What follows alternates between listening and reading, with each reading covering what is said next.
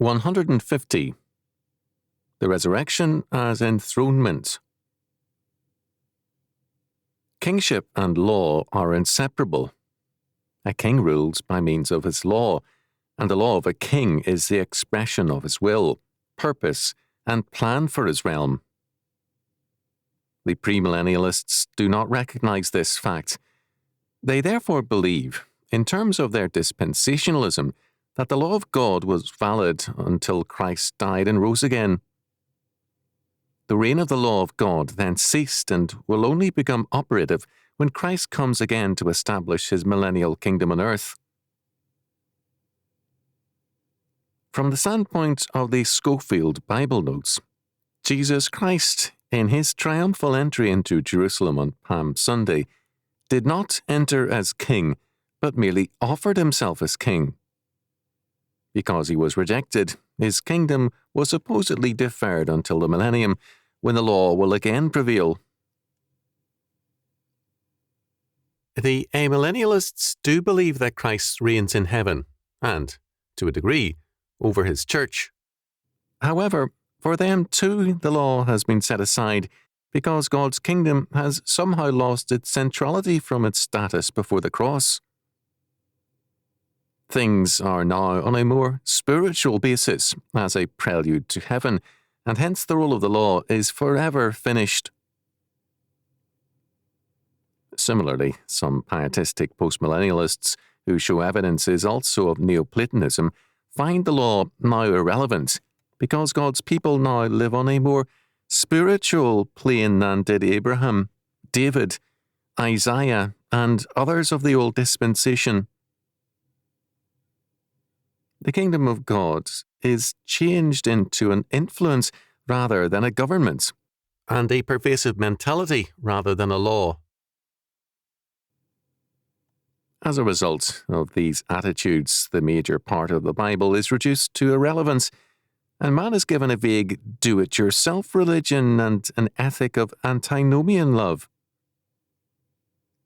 The Scripture, however, is emphatic on the kingship of Christ, and declares very clearly that his enthronement came with his resurrection.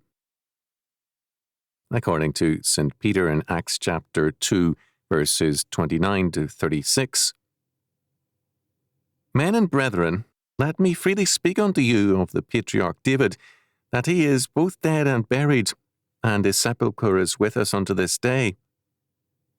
Therefore, being a prophet, and knowing that God had sworn with an oath to him, that of the fruit of his loins, according to the flesh, he would raise up Christ to sit on his throne. He, seeing this before, spake of the resurrection of Christ, that his soul was not left in hell, neither his flesh did see corruption. This Jesus hath God raised up, wherefore we are all witnesses. Therefore, being by the right hand of God exalted, and having received of the Father the promise of the Holy Ghost, he hath shed forth this which ye now see and hear. For David is not ascended into the heavens, but he saith himself, The Lord said unto my Lord, Sit thou on my right hand, until I make thy foes thy footstool. Therefore let all the house of Israel know assuredly that God hath made that same Jesus, whom ye have crucified, both Lord and Christ." The resurrection was thus seen by the disciples as the vindication of Christ's kingship, and the Scripture declares that with his victory over sin and death, Christ was enthroned as king. This kingship is the Davidic, messianic kingship, and in terms of God's law is the foundation of his reign. The idea of a vague, quote-unquote, spiritual kingdom did not exist in Israel, and is totally alien to everything in Scripture. The modern idea of the kingdom was born into the Church rather early as a result of Greco-Roman influences, and is really not a formulation of the kingdom concept, but of the Hellenic philosophy of ideas and forms. The kingdom of God is changed from the living reality of the king, his law, and his government to an idea or a universal. Most churchmen speak of the kingdom of God as Greeks, not Christians. Peter declared Christ to be enthroned now on David's throne of power and authority. St. Paul speaks of Christ as reigning now, 1 Corinthians chapter 15, verse 25, and declares that God has put all things under the feet of Christ the King, Ephesians chapter 1, verse 22. Our Lord himself declares the extent of his royal power. All power is given unto me in heaven and in earth. Matthew chapter 28, verse 18. Zechariah had prophesied, Rejoice greatly, O daughter of Zion. Shout, O daughter of Jerusalem.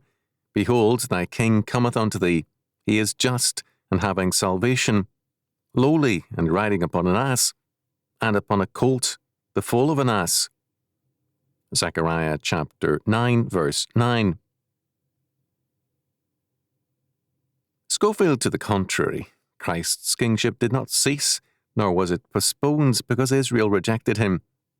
Rather, because Christ was and is king, Israel ceased to be a nation because it rejected the king. What happened to Israel confronts every man and nation throughout history. All who declare, we will not have this man to reign over us, Luke chapter 19, verse 14, face the same overwhelming judgment, for Christ is king. Men who try to judge him are judged by him, and none can stay his hand. The crucifixion and the resurrection mean our salvation.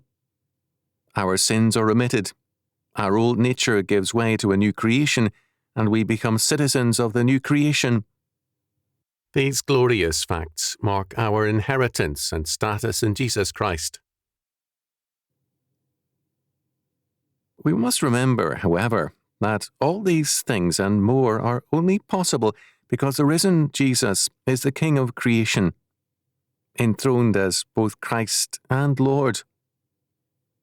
What Adam failed to be, the last Adam, Jesus Christ, 1 Corinthians chapter 15, verse 45, has become King of creation, God's covenant man.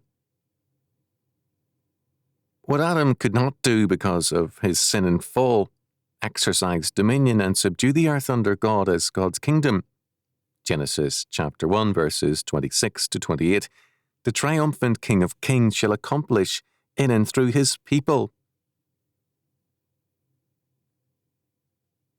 The central meaning of the resurrection is thus the enthronement of Christ as King.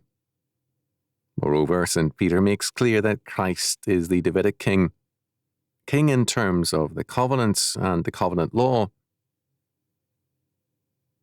The covenant king, according to Deuteronomy chapter 17, verse 19, must rule in terms of the covenant law, because God's reign requires God's law. Our Lord's coming was hailed as the coming of God's kingdom, Matthew chapter 3, verse 2, and our Lord in the Sermon on the Mount pronounced the first beatitude with reference to the kingdom, Matthew chapter 5, verse 3. As king, he confirms the royal law, God's law. He has come not to set aside, as false kings do, but to fulfill it, to put it into force, and not one jot nor tittle shall in any way be set aside, but all shall be put into force. Matthew chapter 5, verses 17 to 20. Where Adam had been disobedient, Christ had been obedient. Adam had replaced the law of God with his own law, his own autonomous ideas of good and evil. Genesis chapter 3, verse 5. The last Adam had instead declared, Man shall not live by bread alone, but by every word that proceedeth out of the mouth of God. Matthew chapter 4, verse 4. Every word of God is law to Christ the King, and it is life. Because men have viewed Christ's kingship in Hellenic terms and as a spiritual thing, that is, a universal or an idea, they have abstracted it from the substance of life and history. It is an influence, a religious appeal, but not an actual kingship and rule.